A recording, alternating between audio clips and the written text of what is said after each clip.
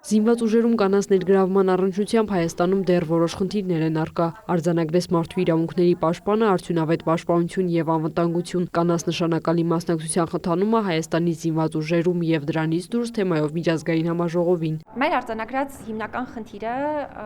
վերաբերում է կանանց ներգրավվածության ցածր մակարդակին նշված ոլորտում եւ նաեւ կանանց առաջխաղացման հետ կապված խնդիրներին։ Մենք պարզապես չպետք է խոսենք ուղղակի քանակական առումով նրանց ներգրավման մասին, ինչը իհարկե եւս կարեւոր է, որովհետեւ Հայաստանում այս առումով խնդիրներ եղել են եւ հիմա ուրախ եմ, որ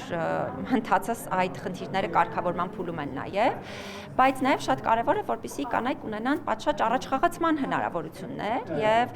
ունենան նաեւ դերակատարություն որոշումների կայացման մակարդակում։ Մարդու իրավունքների պաշտպանը կարևորեց վերջին տարիների օրենսդրական եւ գործնական փոփոխությունները, սակայն ընդգծեց խնդիրները դեռ զգալի են։ Հայաստանում միանշանակ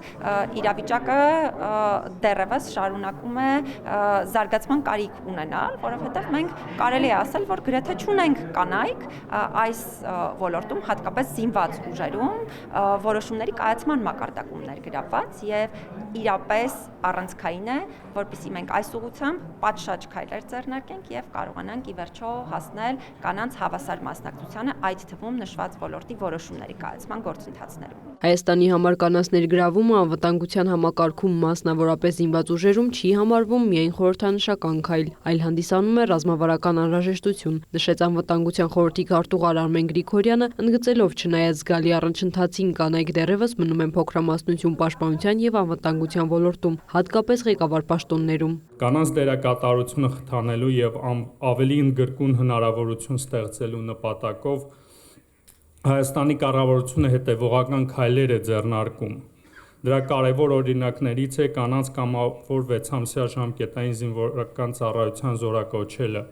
որը 18-ից 27 տարեկան կանանց հնարավորություն է տալիս անցնել զինվորական պատրաստություն եւ ծառայությունը հաջողությամբ ավարտելու դեպքում ստանալ մոտ 2500 եվրոյի չափ գումար։ Ըստ Գրիգորյանի Հայաստանում կոնկրետ օրինակներից մեկը կանանց գումարտակի ձևավորումն է, որը ամբողջությամբ բաղկացած է կին զինծառայողներից։ Միանշանակ է, որ անվտանգային ոլորտում կանանց հավասար ներգրավման խնդրի հասցեագրումը հնարավոր է, երբ հանրային կյանքի մյուս ոլորտներում եւս այդ հարցը հասցեագրված է։ Այս խնդրի հասցեագրումը պահանջում է ամբողջական, այլ ոչ թե հատվածական մոտեցումներ։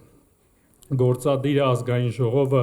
դատական իշխանության մարմինները, քաղաքացիական հասարակությունը, լրատվամիջոցները մեծ աշխատանք ունեն անելու այս ուղղությամբ։ ՆԱՏՕ-ի գործընկերներն ընդգծեցին, տարածաշրջանում խաղաղության ու կայունության հիմք կառուցելը հնարավոր չէ առանց կանանց ամբողջական ներգրավման։ Փորձը ցույց է տալիս, երբ կանայք լիարժեք ներգրաված են խաղաղության, պաշտպանության եւ անվտանգության գործընթացներում, համակարգերը դառնում են ավելի արդյունավետ։ Համաժողովը շատ ճիշտ ժամանակ է կազմակերպված, որովհետև այս տարի մենք նշում ենք նաև ՄԱԿ-ի անվտանգության խորհրդի կանայք խաղաղություն, անվտանգություն բանաձևի ընդունման 25-ամյակը։ Բանաձևը նախատեսում է կանանց ակտիվ մասնակցությունը երկրների անվտանգության, խաղաղության եւ այլ հարցերում։ Համաժողովի ընթացքում կխոսենք, թե Հայաստանում ինչ ջանքեր է գործադրվում այս ուղղությամբ։ Միջազգային համաժողովը կազմակերպել է Մարդու իրավունքների պաշտպանի գրասենյակը Վրաստանում ՆԱՏՕ-ի կապի գրասենյակի եւ ՄԱԿ կանայք կազմակերպության հետ գործակցությամբ։ Քրիստինե Թորոսյան, Աշոտ Խաչատրյան, լուրեր։